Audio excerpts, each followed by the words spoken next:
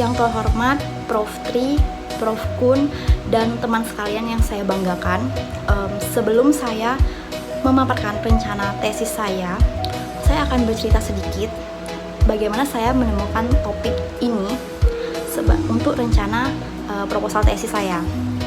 Saya berpikir panjang mengenai apakah kajian dengan karya Pak Nasirun ini dapat diterima oleh Pak Nasirunnya sendiri sebagai seniman, dan orientasi kelancaran juga bagi saya untuk mendapatkan informasi dan juga kelancaran dalam penelitian ini. Saya datang ke studio Pak Nasirun ini 2 kali. Yang pertama saya tidak bertemu Pak Nasirun, namun saya bisa melihat karya-karya seni lukisnya di studio.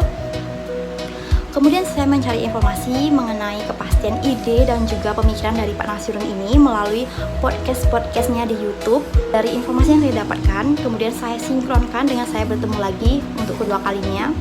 Dan ternyata saya mendapatkan bahwa topik yang saya pikirkan, yang ingin saya rencanakan itu sinkron atau relevan dengan ide dan juga pemikiran daripada nilai-nilai yang ada di karya Pak Nasirun. Mengenai penjelasannya, sedikit cuplikan wawancara saya sebagai berikut. Saya maunya isinya itu ada pesan moral, ada pesan agama yang ada di dalamnya.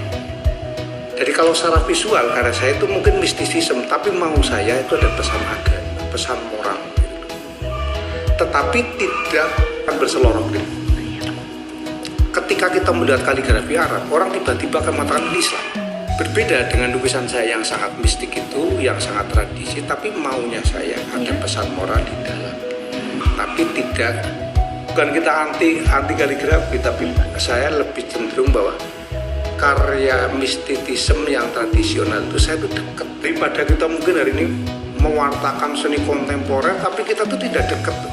Hanya mungkin melihat di dunia maya, seolah-olah kita hanya menjadi penonton peradaban dunia.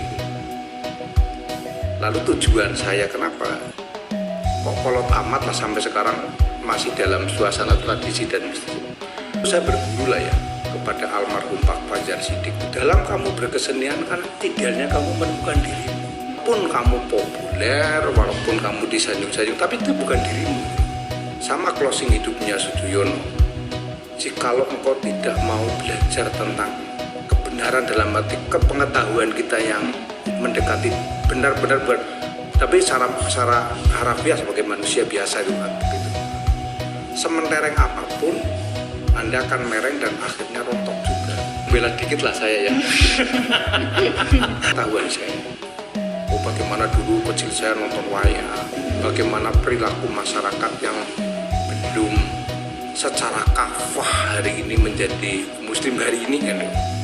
Nah itu tak ramu menjadi bahasa rupa saya. Karena saya ada di seputar itu. Jadi kalaupun modern dan era kontemporer kita juga nggak menolak, tetapi secara teknik ataupun packagingnya lah yang modern. Kalau kita modern isinya kita tuh berjarak, itu bukan kultur kita. Kita yakin nggak akan paham.